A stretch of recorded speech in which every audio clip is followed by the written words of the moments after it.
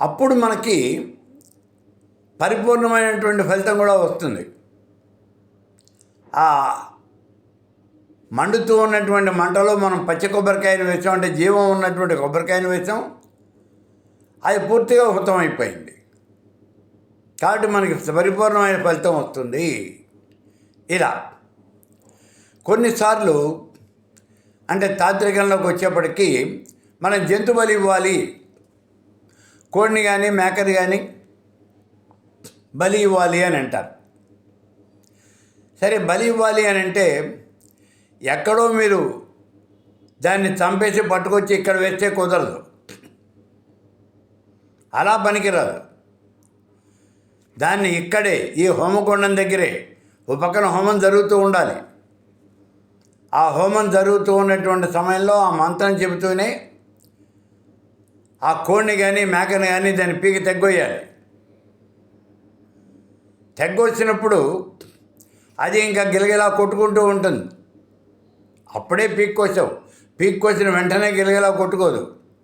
ఒక నిమిషం అయిన తర్వాత గాలి ఆడలేదు అనే విషయం తెలిసిన తర్వాత అది గిలగిలా కొట్టుకుంటుంది.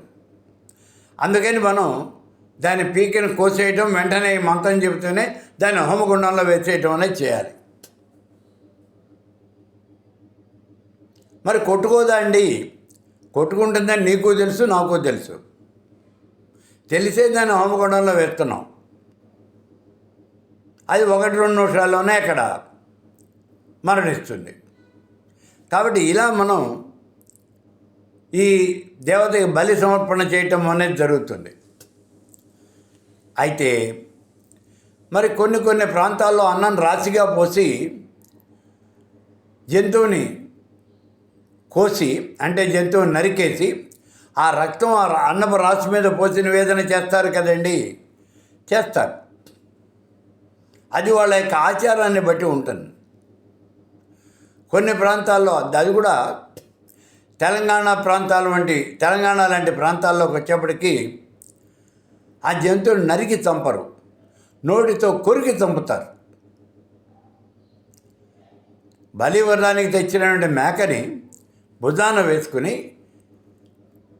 నోటితో దాని పీకని కొరికేసి ఆ మేకని చంపుతారు. అలా బలి ఇవ్వటం నేను కూడా చూశాను. కాబట్టి అది వాళ్ళ ఆచారం అంతే. అది చాలా వికృతంగా కనిపిస్తుంది కదండి, చాలా భయంకరంగా ఉంటుంది కదా. అసలు బలి అంటేనే భయంకరం. కాబట్టి ఆచారం అలాగే ఉంటుంది.